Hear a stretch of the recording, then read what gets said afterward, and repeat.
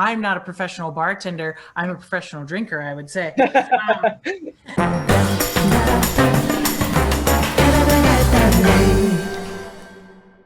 Working at events since 2005, I've always been inspired by people coming together to share ideas.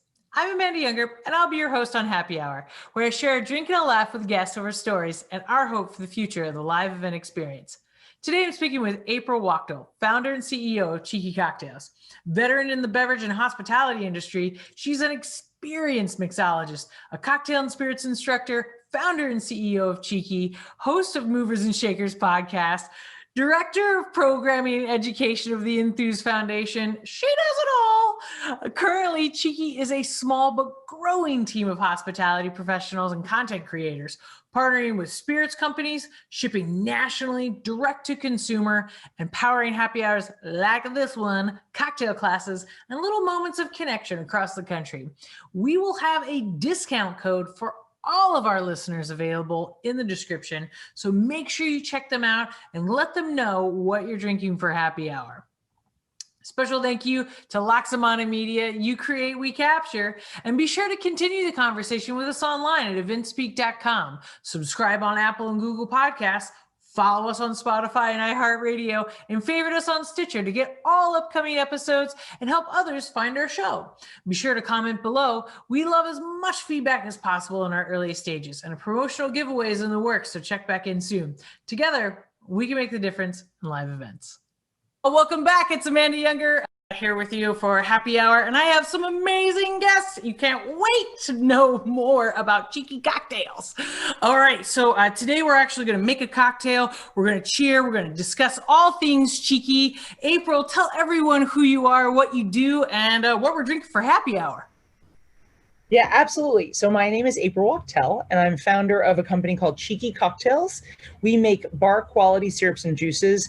We say for the home bartender, but quite frankly, everyone is a home bartender right now. So everyone's drinking these right now. So we're based in Brooklyn. We come from like a hospitality bartending background. So ingredient quality is really important to us. And we love to supply people with recipes so they can get started and feel empowered to make great cocktails on their own. So that's who I am. Fantastic. Well, and I'm gonna, of course, I got this wonderful welcome package that I got from you. And we have juices, we've got some ginger syrups, we've got agave and honey syrups, simple and cran. I think I'm going to do one of your Cosmos. It's on a fabulous little recipe thing. So I'm going to grab a little cran. I'm going to grab a little lime juice, and then of course, gotta get some vodka. Let's not get crazy. Oh wow, this is a lot of fun. Now I have to ask. You've worked in every role, right? Busser, bartender, beverage director, brand ambassador, which I know a lot of our listeners are familiar with, and a beverage consultant. You have been in this beverage and hospitality industry for 24 years, is that right? Yeah, probably 25 and change at this point. So I'm from Vermont. I started off working at a family friend's bed and breakfast and horse farm when I was 13. So I was making $3 an hour. I worked my way up, I think, as so many people in our industry know. Just, roll to roll to roll to roll. There was always something really compelling about people connecting over food and beverage. And I think that love and that passion really stayed with me literally to today. And hopefully it stays with me for a lot longer as well. But yeah, I just continued to kind of grow in different roles, explore the industry, and see what's really interesting to me. And probably at this point, maybe 5 years ago, I was a brand ambassador and I was teaching cocktail classes at a bunch of different schools in New York and Philly. At that point, I kind of realized there was something really powerful about people connecting over food and beverage, people delivering this hospitality to their friends and family. And in my cocktail classes, all of these people were feeling kind of less than or inadequate, or, you as the instructor don't know a lot about this and I don't know as much.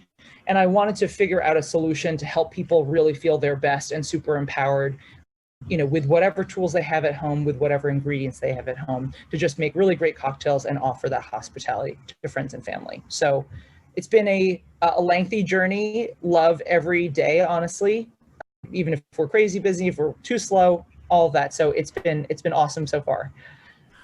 Amazing. And you've actually, speaking of teaching cocktail classes, some of the numbers I was given was like 5,000, over 5,000 students, 5 different schools.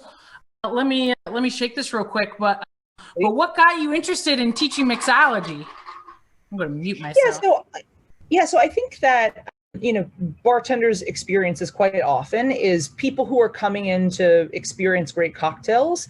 They want to sort of demystify it. Like they want to understand what's going into it, what the ingredients are, what the techniques are. And people just kept asking when I was bartending, how do you do this? Or like, what is like, a smoked twist actually do, or a flame twist, and, blah, blah, blah, blah, blah. And so the more it happened, the more I just felt really, really great about the interaction, being able to like help further their knowledge and make them feel, again, knowledgeable. And so I have always been interested in education, I think broadly, because I'm a very hands-on experiential learner, and traditional academia doesn't have a lot of that. So I think it was just like the two things coming together and me just saying, you know what, if I'm qualified to teach anything, it's this. So I might as well just test the waters and see what it's like. And it turned into one thing, into another, into another, into another. And again, I've taught over 5,000 consumers in person, thousands and thousands of people in my online courses. I mean, at this point, certainly hundreds of trade within the industry. And again, it just feels like a really nice dialogue, helping people feel better about their knowledge. Oh, amazing. Well, cheeky. I'm going to wow, cheers so fast. On this one. Ta-da! Cheers. I have to say, I'm sorry I've got some coffee. I've been shotgunning coffee all day. That's fine. Enjoy. Cheers to you. Thank you so much for educating all of us on how to enjoy drinking better, I should say. No. Thank you so much for having me. And I hope you love it. Oh, get out of town. So just for the audience, so there's a type of cocktails. This is one of the biggest, most insightful sort of, I guess, moments in my cocktail career. Somebody had told me there's this sour style type of cocktail. So spirit, citrus, and a sweet component. Mm-hmm. And these are basically a ton of the classics that we know. So like a margarita, a cosmopolitan, a daiquiri, a gimlet, a whiskey sour. There's dozens and dozens and dozens of classic cocktails and thousands of signature cocktails that follow with this combination of 3 ingredients. Mm-hmm. So that was basically the insight that we based this off of, is we need to provide the citrus, lemon and lime juice that you find in great bars and cocktail bars, 100% lemon and lime juice. Mm-hmm. And then we need to provide syrups, again, typically ones that are available within craft cocktail bars. In the case of the cranberry lemon syrup you have there, this was actually, we love the Cosmopolitan. It is a contemporary classic cocktail. Mm-hmm. And we made, again, a cranberry lemon syrup. So it balances perfectly, again, with the citruses, and it allows you to make great cocktails like the Cosmo you just made with just vodka, the cranberry lemon syrup, and lime juice. So hopefully it was like an easy experience for you. Yeah, it was. I mean, I did it right here, right in front of us. With just these 3 ingredients, all I needed to provide myself was the spirits, and this is an amazing cocktail. I also love how, I'm not a professional bartender. I'm a professional drinker, I would say. But I mean, some of these recipes, you really kind of break it down of like, hey, this is a whiskey sour, but you can change it up a little bit, try, do this variation, try this. Now it's a Collins. Now it's a this. Now it's a that. I think there's another one where you even have the gimlet and you're like, alter it just a little bit. Now it's a daiquiri. And yep. I think as someone who goes to the bar, you're constantly kind of looking at, what's on the menu and things that you have to do. I didn't realize that there's like just these minor adjustments and it's a whole new drink and a whole new experience. And again, of course, all of these are still based off of your citrus, syrup, spirit combo. Yep. Exactly. And I think, again, the intention, and I'm not sure if we're doing it very well yet, but we hope to do it really well. But the intention is to say, here's a few examples of cocktails that that have these ingredients. And then empower the person making the cocktail to say, well, what if I included instead of gin, what if I used aquavit? Instead of whiskey, what if I used rum? And be able to tweak those things, or say, hey, like, I'm feeling like adding basil to this thing. Why not? If it works with the spirit, citrus, and the sweet, that could be a really interesting additional flavored add. So it's to give a few examples of like tried and true, and then hopefully help people to figure, I can do this on my own. Yeah. Yeah. I feel a little emboldened on building my drink, right? Yes. So what triggered you just kind of to go from this teaching role, or even just being in the hospitality role and actually moving into the entrepreneur role and becoming an innovator? You created Swig and Swallow to kind of solve what you may have thought might be missing in the industry. Yeah, well, I think it's several things. So I have always wanted to do my own thing Yeah. since I was like a little kid. Like I was just like a little kid who was like paving my own way. Okay. So I think since I was young, I always wanted to be an entrepreneur of some sort, or I wanted to be able to test my ideas in the world. And I think a lot of us have that desire. And then I think traditional jobs tend to, like, keep you within a box rather than allow you to expand and test things out. So I've known that for a long time. I was looking for a problem to solve. So as you mentioned, I was a brand ambassador for the Bacardi rum portfolio based in New York, but traveling nationally. I was a cocktail instructor. And I was really thinking, okay, if I have expertise in any space, what is it? And it was obviously beverage. And then the question was, like, what's a real, like, worthwhile problem to solve in this industry? Mm-hmm. And so I had to do like a lot of deep diving, reflecting on, on my personal wants, needs, desires. And something that, as I mentioned, has always been with me about this industry is this industry is about facilitating connection with other people. Again, every culture around the world has traditions and rituals around food and beverage, and every celebration or mourning or whatever event it is, there is always some food or beverage memory there. So that was really important to me. And so I was thinking, well, what could we do that would contribute to people being able to connect better or more easily or in a more enjoyable way? And initially, our first guess of how that would happen was what ended up being Swig and Swallow. So it was a similar concept to Cheeky, except everything was together. So Cheeky, we've got the syrups and the juices separate, and you can mix and match however you'd like. With Swig and Swallow, it was the syrups and the juices combined. So instead of saying we have a cranberry syrup and a lime juice for the Cosmo, we had a Cosmo mixer, but we sold the bottles half full. So you would only be able to add the proper amount of spirit to complete the drink. So it's basically batch cocktails in a one-step process. Gotcha. Yeah. So it was, I think it was a very interesting idea. I think it was really innovative. I definitely think we were ahead of our time. And I still think that there's a lot of validity to it. However, one of the biggest insights that I had gotten from that experience is that I think people do want to feel like they are being creative, or they're able to tinker to their preferences. And the method that we have now allows you to do that, where the method we had before, it was really one size fits all. Mm-hmm. You could increase or decrease the amount of spirits, but if you wanted like a more citrusy or a sweeter cocktail, it would be very hard to get that just using our mixer. So that was one of the big insights. And ultimately, as you know, we launched into the first wave of COVID in April. Perfect timing. So it bizarrely was. Not for supply chain, which has been challenging, mm-hmm. but in terms of like what people are looking for and people making cocktails in the home, it definitely has been. But it's been a wild ride for the past, 7 or 8 months. Right.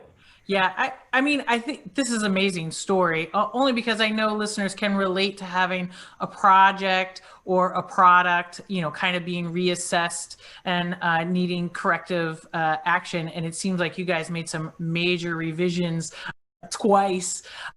And this also kind of sets it apart. I know that there's a lot of mixers that are now for delivery, but it seems that you've realized that, like I just said, kind of building it to my needs seems to be the better way to go from your feedback. And I think this is a lot of fun.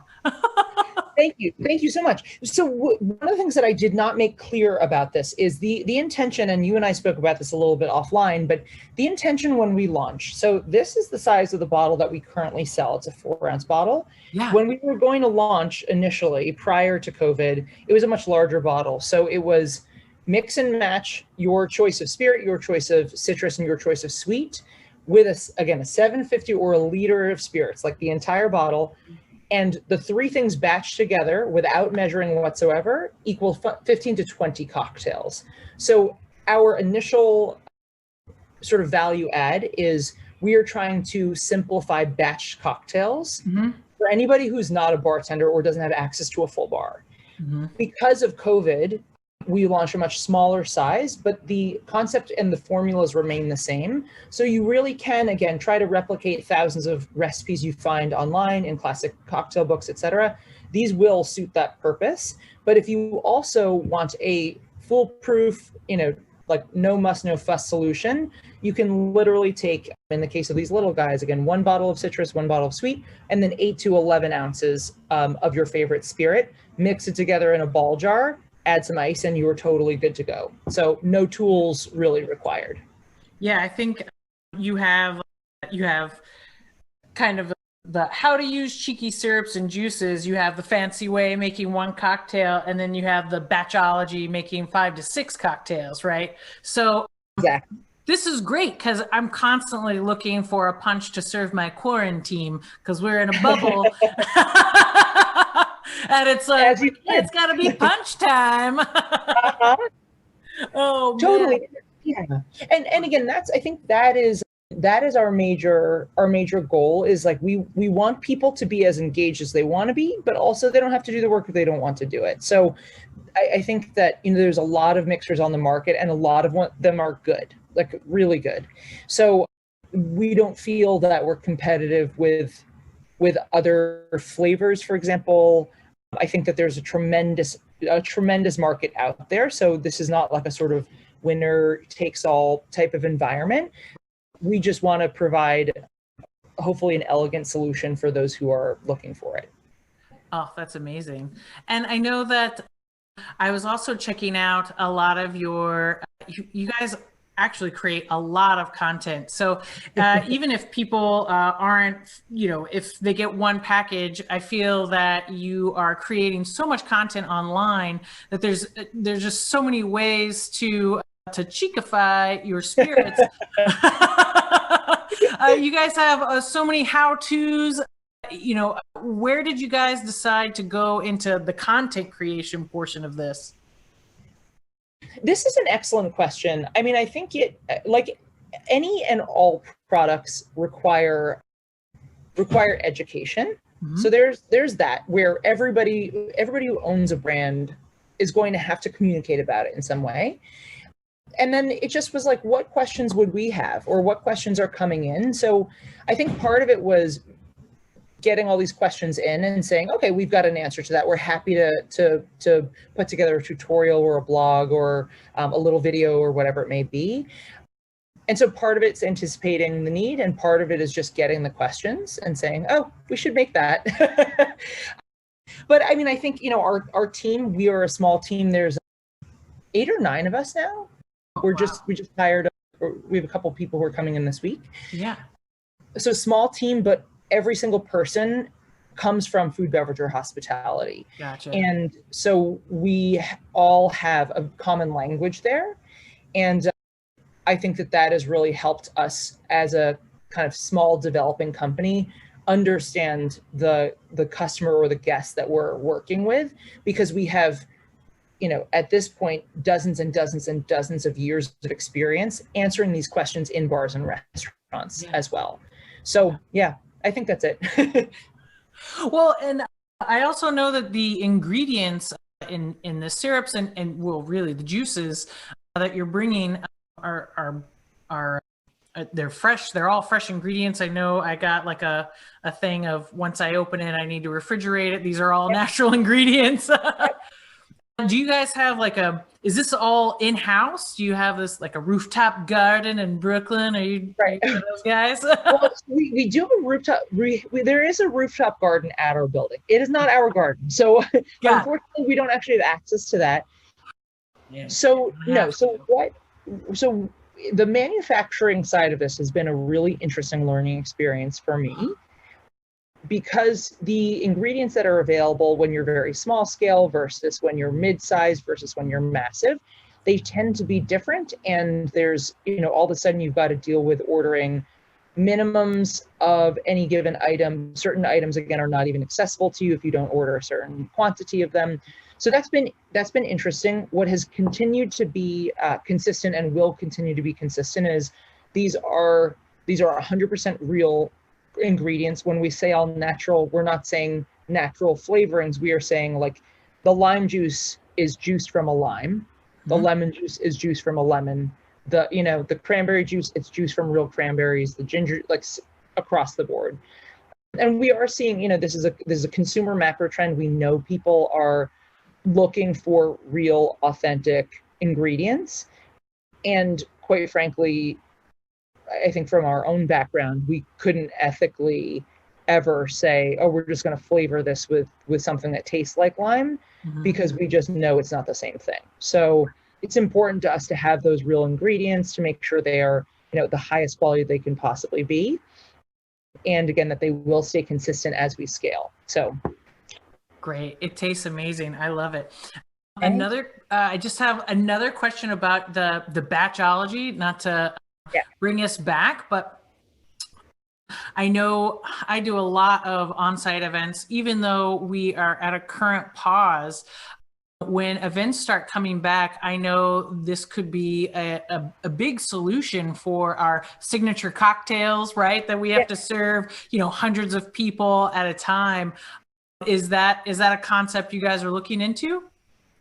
Yeah, I mean, that was the initial vision. So the initial vision and the initial business model were based on that. So again, the batch size before would have been 15 to 20 cocktails, so 1 bottle and 1 bottle of the citrus and the syrup plus 1 bottle of spirits. Yeah. So I think, again, in terms of this being accessible to people, that 1-to-1-to-1 works really well. Like, that's easy to remember. When it's kind of like 2 parts this, 1 part that, half a part that, then things get crazy. So want to keep it as simple as possible.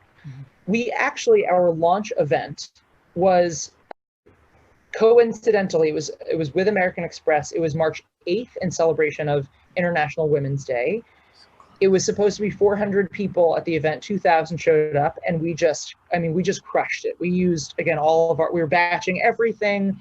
People were really excited. We did a penicillin with Jane Walker, so blended Scotch, our honey ginger syrup and lemon juice. We had a margarita, we had a cosmopolitan. It went off incredibly well. And I think one of the cool things about this, and we have in the past done a lot of work with event planners with Swig and Swallow, but the cool thing is, again, you can easily adapt these into signature cocktails, again, by adding an herb, by adding a splash of champagne, by adding seltzer water, by adding berries. There's a lot of ways that you can take these kind of basic formulas and slightly adapt them so it seems like this totally crazy execution, but it's actually simple on the back end. So yeah, that is the vision. And we're, I think, as excited as I'm sure everybody in your community is to get to that next step and get back in front of each other. Absolutely. Absolutely. All my catering friends out there, keep this in mind. They'll have to, don't forget, go back to this episode. Yeah. And is there anything else on the horizon for Cheeky? I know that you guys also have a podcast. Did you want to tell the listeners more about the podcast as well? Sure. Well, I've got to be honest about the podcast. So the podcast is called Movers and Shakers. And so I've been the host of this for, at this point, several years. And it's a lot. So, referring to the cocktail portion, of course. But it's been interviews with people or interviews about ideas that are changing the beverage landscape. Quite frankly, as you know, being a podcast host, it can be very time consuming. As with events, there's a lot of planning that goes into it, research. priming the guests, all of that. So unfortunately, at the beginning of COVID, my frequency and consistency with it dropped very dramatically. That being said, we are launching a How to Be Cheeky podcast and live show. I'm going to say, to be realistic, let's say 2 weeks from now. So we will be piping that through our Instagram, through our LinkedIn, through YouTube as well. And so you can certainly find us at Cheeky Cocktails on Instagram. We're at Cheeky Cocktails on LinkedIn, on Facebook, etc. So as well as cheekycocktails.co online. So you will definitely be seeing it there if you tune into any of our channels. Fantastic. And we'll share all of those links here with everybody, and we'll also make sure that you have a beautiful YouTube channel as well with all those how-tos on top of your website. But I want to make sure everybody knows that there is plenty of content coming out of Cheeky. This drink is fantastic. Is there anything else you guys are, or what you're hoping for in the future when events come back, when the bar industry is at full capacity? What are you expecting after this time of reflection where these industries are kind of, focused on, and where do you think Cheeky plays into that? Well, so our vision is to be the cold brew of the cocktail space. And that's, again, referring to batch cocktails very specifically. Like if we can help bring batch cocktails into greater awareness. So it makes it easy to enjoy great cocktails and, again, connect with other people, whether it's at home, whether it's at your event, whether it's in a quick service restaurant. That is ultimately where we want to go. So we down the line definitely will be releasing some sort of limited releases. We actually did a mint syrup. Again, it's literally, the ingredients are fresh mint leaves, basically steeped in a simple syrup. Gets this really, really, really intense minty flavor. That was one we a little bit missed the timeline to get the sort of fall winter ones out because there's a lot of stuff going on. But so we'll definitely be doing that. We are actually right now we are adding a range of really beautiful garnishes, so brandied cherries and dehydrated citrus wheels and bitters and things like that to our offerings on our site. So I guess in general we want to be we want to be here for people. We want to be consistent. We want to be reliable. And then we also want to always have a dialogue as well. So one of our favorite things is hearing feedback from any and all of our clients. So if anyone has any thoughts or requests, we are actively listening to what people are asking for, and we are adding those things in as the request comes in. So ultimately, we just want to be in the conversation, I guess. Oh, absolutely. Well, I'm sure you will be, and I'll make sure that our listeners will be part of your feedback as well. I started this podcast because I realized that when I had a drink with my colleagues, we could discuss ideas, try to kind of adjust what we were doing at the event, in the experience.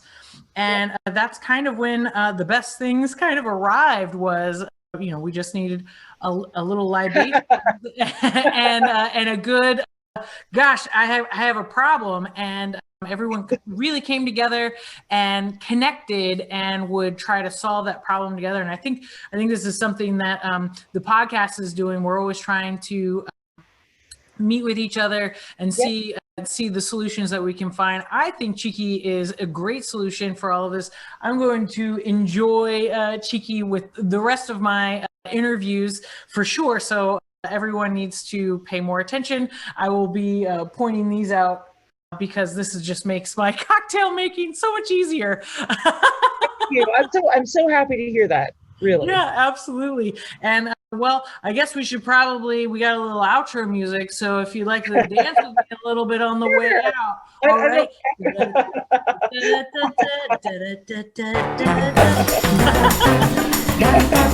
right.